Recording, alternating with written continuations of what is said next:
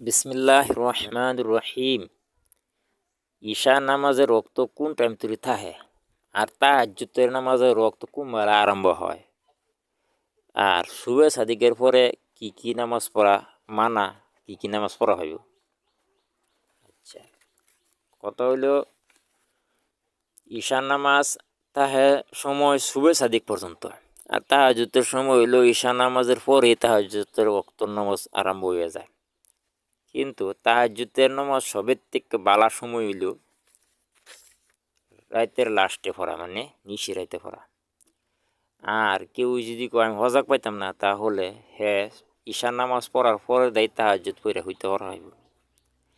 আর সবের থেকে তাহাজ্জুদ নামাজ বালা আরেকটা হইল যে ঈশার নামাজ পড়ার পরে ভিতরে নামাজ থই দিত, থুয়া পরে তাহাজ্জুদ পড়া পরে ভিতরে নামাজ পড়তো। কিন্তু কেউ এরম মানুষই তৈরি হবো যে নাকি ঈশা নামাজের পরে পড়ার পরে তাহাজ্জুদ উঠবার হ্যাঁ হজাক পায়, ডেলি হজাক পায় বা ডেলি হজাক পাইব বা হজাক পাইব, হেই থুবের হইব। আর যদি কেউ ভাবে যে না আমি হজাক পাইতাম না, তাহলে এই সময়লা পইরা হেরে হইতে হলেও পরে যদি তাহাজ্জুদ পড়ে তাহলে চলবো।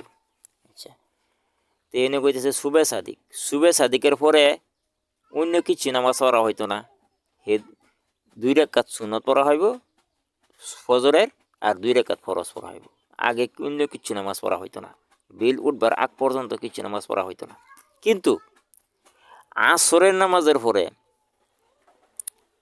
হ্যাঁ, মানে আসর নামাজের পরে না, আসরের আজান দেওয়ার লগে লগে হ্যাঁ সুন্নত নফল সব পড়া হইব, কিন্তু ফজরের সময়টা পড়া হইতো না। এনে উদাহরণ দিছি তাহিয়াতুল উযু, তাহিয়াতুল মসজিদ, এগুলো উদাহরণ দেওয়া আছে কিতাবের মধ্যে। আচ্ছা, তে আসরটার সময় কিন্তু এটি পড়া হইব বলে কিতাবে কইতেছে, মাসলাই কইতেছে যে আসরের সময় পড়া হইব, অন্য নফল নামাজ সুন্নত নামাজ পড়া হইব। কিন্তু আসর নামাজ পড়ার পরে অন্য কিছু নামাজ পড়া হইতো না, অন্য কিছু নামাজ পড়া মাকরুহ তাহরিমি।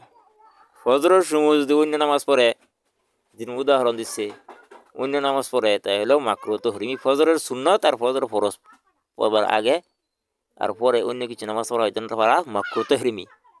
আর আসরের সময় আজান দেওয়ার পরে অন্য সুন্নত নওয়াফিল পড়া হইব, হেডি মাকরুহ তাহরিমি, হেডিও পড়া হইব, কিন্তু পরে পড়া হইতো না। পরে পড়লে হেডে ওই মাকরুহ তাহরিমি।